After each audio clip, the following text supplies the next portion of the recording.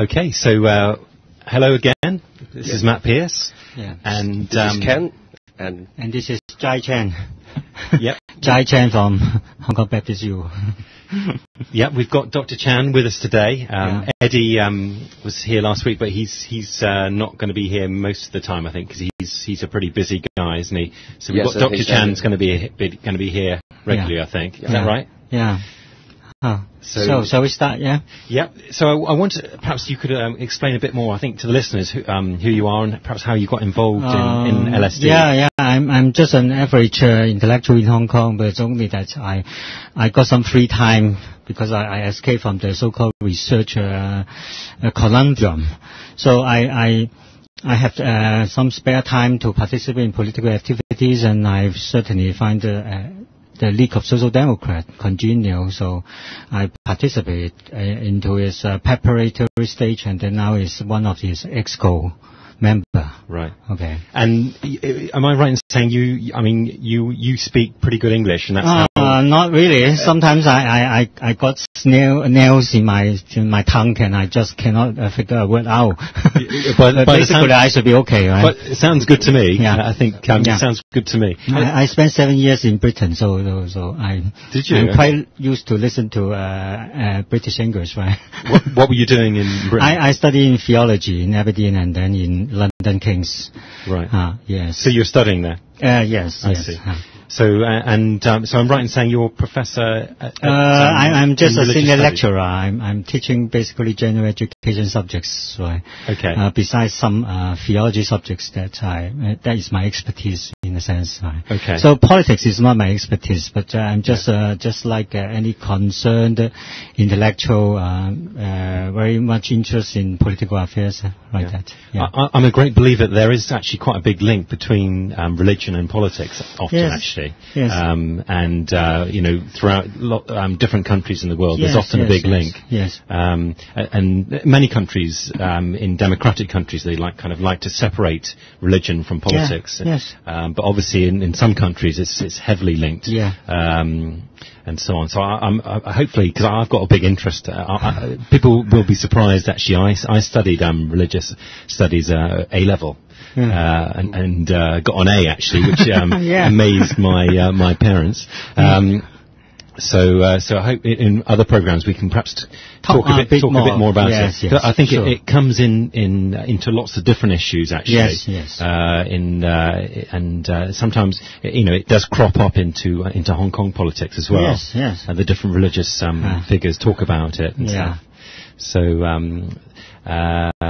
So we're going to talk a bit more about other issues, aren't we? Yes, this program. We should start maybe talking about Thailand, right? Yeah, that's right. We wanted to talk a bit about Thailand and the situation. About. I mean, what's your view on it, Dr. No. The usual view through the media is that the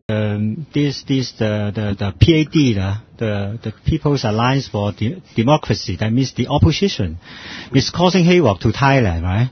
But right this week, I read an article in Newsweek. It seems to provide a completely different interpretation.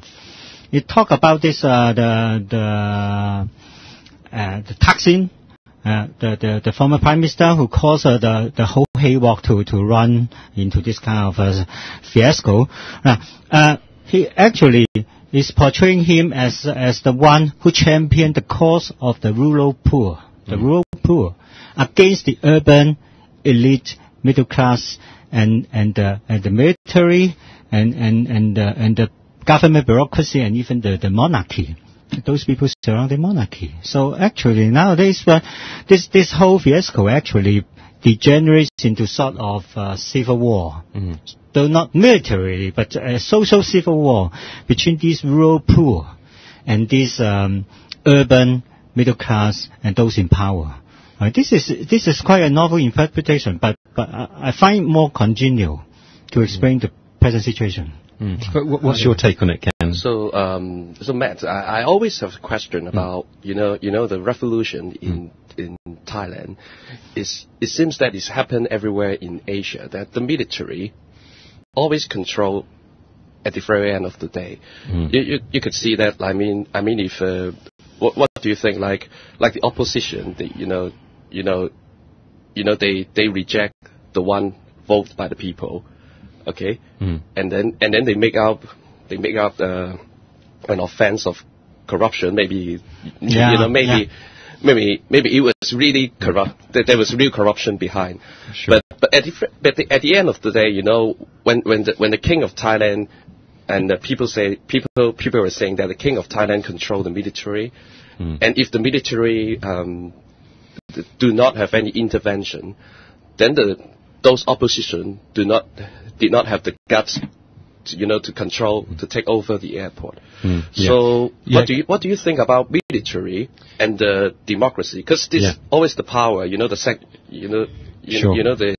tension. Yeah, sure. Yeah. I mean, the Thailand situation, it is quite complicated, isn't it? Yeah. As an outside observer watching it, it's complicated, but it is interesting. Yeah. I mean, it's unusual because the protesters in Thailand, they're not actually the good guys, are they? They're actually they're actually bad guys. They're actually the bad guys. Because Thailand, the government were actually elected through democratic means, and the protesters they've got heavy links to the monarchy and the military, and they're right-wing protesters, and that's quite unusual actually to see that situation. In Western country, yeah. I mean, quite like that to see it. It is quite unusual actually for different reasons. But obviously, as an activist, a Hong Kong activist, I'm quite interested in the situation, quite how it happened, and obviously looking at the actual demonstrations themselves. They were actually very effective. Sorry, I make it wrong. The PAD actually, it represents the opposition. Actually, now has the backing. According to Newsweek, the article, as backing of the urban middle class, the military, the monarchical bureaucracy and the government bureaucracy. And it is the so-called legitimate government that is in power now, which is an extension of Thaksin's ruling party, which is now under siege by the opposition. And the opposition, certainly, the most militant element are the thuggish people, right? But on the other hand, the rural poor, they support Thaksin and Thaksin's protege. They have also thuggish element which can fight each other, right? This is the constant part among the whole scenario. But the PAD, because of this backing from the military, the bureaucracy, and everything, so they are better organized. And even they do this kind of very uncivil things, occupying airports, even sieging the parliamentary buildings. They are not opposed by any police force. There is no so-called effective police dispersal of them. Now, this is something which is quite strange. That's why the Newsweek article. So people were saying that you're saying something like this because the king of Thailand allowed them to do, under table. Maybe. So that's the conspiracy. But I think I mean governments around the world they always do think very carefully before being violent towards protesters. Though that's the other factor, I think. And because there were so many protesters, you see. When they moved in and occupied the airport, there's not a lot the government could do at that stage when there's so many people doing that. I'm interested to ask both of you actually. I mean, in terms of a demonstration like that, a large number of people just occupying or sitting in the middle of the road. It's not actually a crime, is it? It's not actually breaking the law. I'm just interested to ask both of you. I mean, that kind of demonstration, in terms of the thinking of Hong Kong people, would be. Most Hong Kong people would be unable to even think about your question doing that. in your email. My own immediate